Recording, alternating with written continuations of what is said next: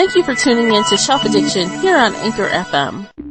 Hey everyone, this is Tamara from shelfaddiction.com. Today is Wednesday, October 3rd, and I have a really cool list for you today. 5 smart ways to read more books without getting overwhelmed. Now, I am of the school work smarter, not harder. And I know that everyone always says they want to read more books, but I'm going to tell you actually how you can do it.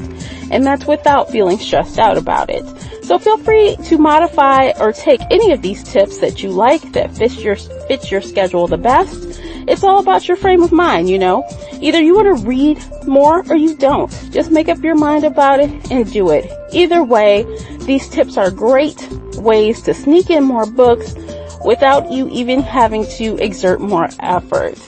So there are so many reasons to read more, but I'll save those for another time. Set yourself a goal. Let's start there. Before we jump into the countdown, I want to tell you about setting goals. Set yourself a weekly, monthly, or yearly goal, and let's get to it. So you can set the number of books you want to read per year, or month, or week. You can set the number of pages or minutes if the idea of full books are a little daunting. And you can choose goals that are attainable. So for example, if you're currently reading, let's say 5 books a year. Don't commit to 52 books a year. That's kind of crazy. Let's start a little slower, and as you build up your momentum, you can change your number. So if you read like 5 or less books per year, how about we start with 12 a year? That equals 1 book a month. Make the goals like stretch goals, but you also want them reasonable so that you don't feel like you can't meet them and you give up.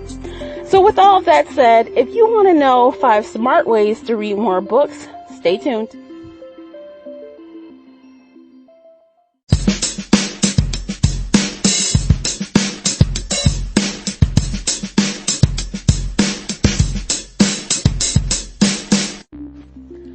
All right, everyone. Number 5. This is the easiest thing for me as a working person. And I think that anyone can use this tip regardless if you actually have a 9 to 5 or not. If you work different hours, this will work. Even if you don't work a job, this will still work. And that is read at lunchtime. So you prepare, grab your food, buy your food, whatever, find a quiet place and read while you eat every single day. If you have an hour lunch, read for 30 minutes or so. If you have 30-minute lunch, read for 15 or so. You don't have to spend your entire lunch reading, but at least half of it. That way you will always get reading in every single day. Now, as a little side note to this, it's not a separate number, but a little addition. Take your book everywhere. So if you're uncomfortable carrying a physical book, grab a super ultra light and small Kindle and keep it in your purse, or download the Kindle app or Overdrive app on your phone and read any chance you get. So if you're sitting at the doctor's office in the waiting room, waiting for a train, a bus, or a plane, read on the plane, read on a long car ride if you're the passenger, etc. You get the idea. Anytime where you're sitting idle and not doing anything, grab your Kindle.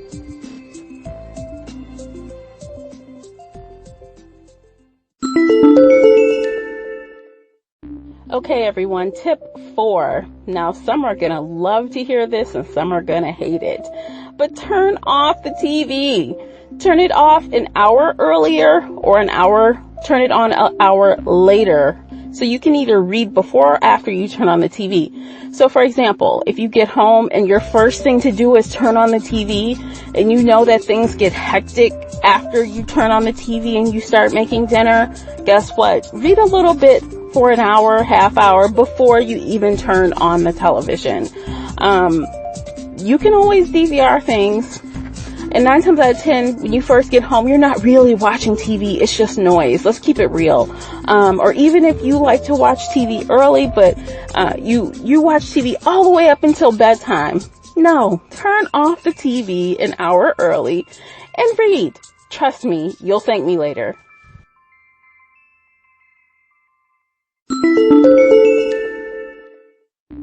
Tip 3. Read for 30 minutes to 1 hour when you first wake up in the morning. Now, this one is not possible for a lot of people because they all get up and go to work or school, and some people have no interest in waking up early, and that's fine. But this definitely works on the weekends for sure. No matter what time you wake up on the weekend, this will work for you. Because I know many people, when they first open their eyes, they grab their smartphone and they lay in the bed for 30 minutes to an hour watching YouTube, reading the news, being on Twitter or Facebook.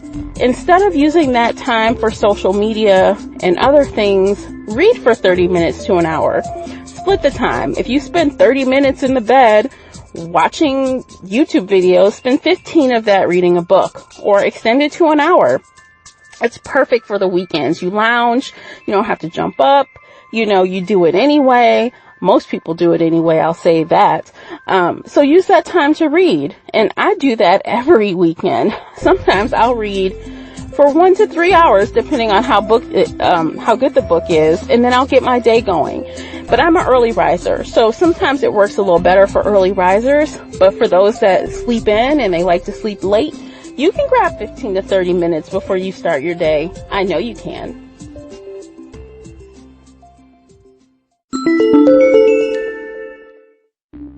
Tip number 2, listen to an audiobook in the car. Now, if you've been listening to Shelf Addiction Podcast or me here on Anchor or reading my blog, then you know that I am an avid fan of audiobooks. This way you can read and listen to one book and get it done faster, or you can listen to a different book that you're reading and get twice as many books read at once.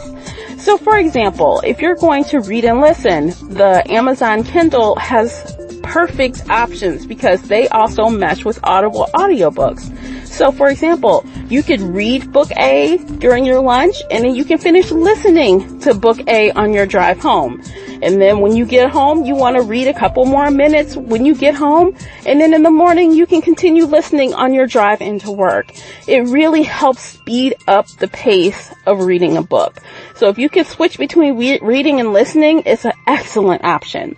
Now, if you'd rather incorporate a second book, so you read one and listen to the other, I've done that as well. So I'll be reading book A, manually with a Kindle or whatnot, and then I'll be listening to book B.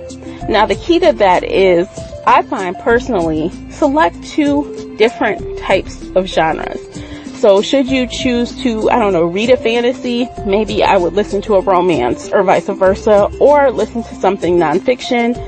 Personally, I find that audiobooks are great for things that sometimes have a little bit of drier subject matter, like business books or technical books or nonfiction in general. So if you don't want to listen to fiction, you can listen to nonfiction. It's great. I especially find memoirs read by the author on audiobook spectacular, because then you can hear the author's intent behind the words. A couple of great examples of this, and I recommend them both, is Bossy Pants by Tina Fey and Year of Yes by Shonda Rhimes. They are amazing. Now, if you want to dip your toe into the fiction pool, contact me. I have tons of recommendations. Just let me know what you like to read. So again, tip number 2 is listen to an audiobook in the car.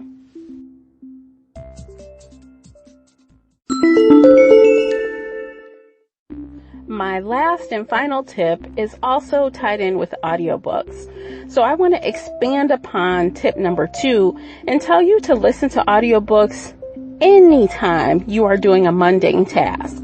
So while you are doing things like cooking dinner, shopping, running errands, answering emails, things that are pretty much, you don't need to use too much brain power to get them done, pop in the audiobook, keep it on your phone. That's what I do. I have it on my phone, and then I can, listen via my Amazon Echo or other device at home. You can listen at any time.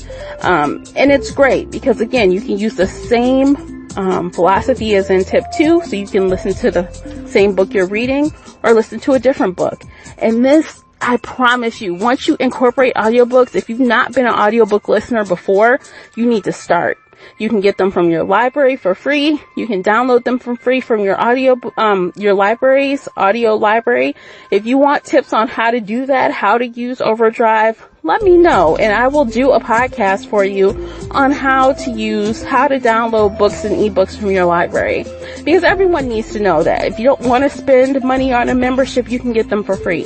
But audiobooks will increase your reading, in addition to the other tips that I listed regarding reading time. So it's all about setting your expectation, setting your goals, and going forward.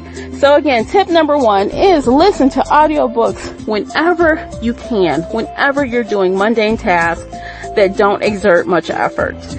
So that's it. I hope you enjoyed my top 5 easy ways to read more books without any additional stress or being overwhelmed. If you have any suggestions of your own, feel free to call in or send me a tweet. I would love to hear what you have to say.